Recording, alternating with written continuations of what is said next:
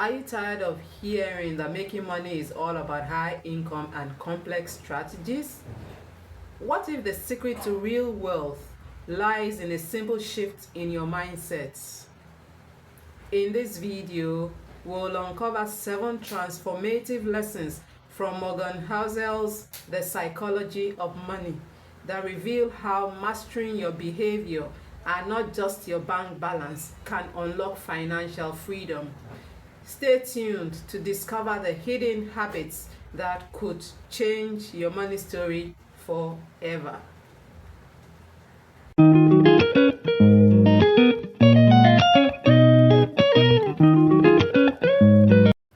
So what are the 7 key lessons from The Psychology of Money by Morgan Housel? The first is wealth is what you don't see. Wealth is what you don't see. True wealth isn't flashy. It's the money you've saved and invested, not what you spend on luxury items. Financial security comes from accumulating assets, not just displaying riches. The second transformative lesson I learned from Morgan Housel's The Psychology of Money is compounding is the most powerful force in finance. Compounding is the most powerful force in finance. And it says small, consistent investments over time can create massive wealth due to the power of compounding. The longer you stay invested, the greater your returns will be. The third lesson I learned from Morgan Housel's The Psychology of Money is personal finance is more about behavior than maths. Personal finance is more about behavior than maths.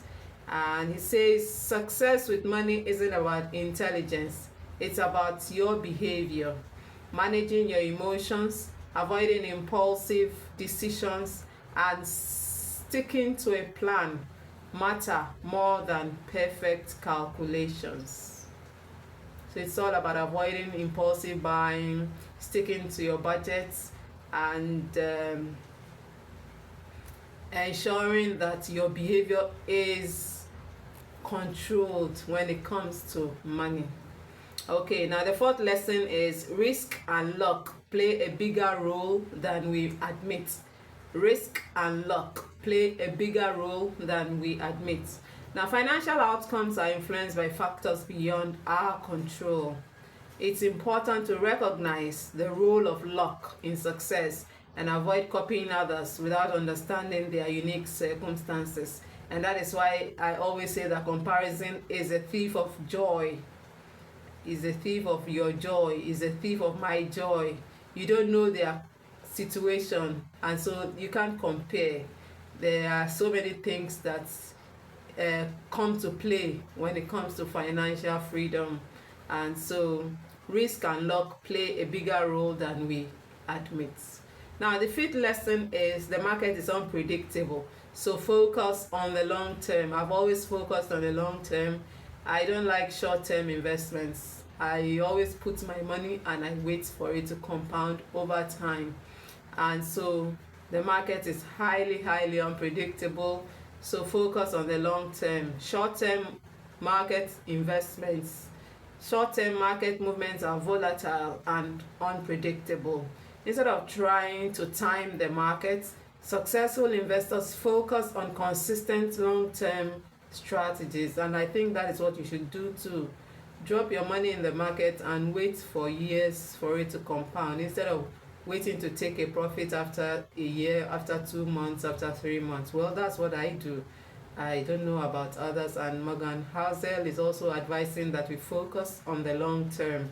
And then the sixth lesson is saving is more important than high income. It does not matter what you earn if you cannot save out of it. And so he's saying saving is more important than high income. Earning more money won't make you rich if you spend it all.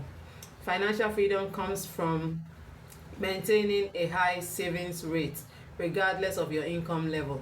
And so, for instance, if you were earning like 2 million and you were saving 200,000 out of the 2 million, if your income increases to 3 million, you should also increase your savings rates accordingly.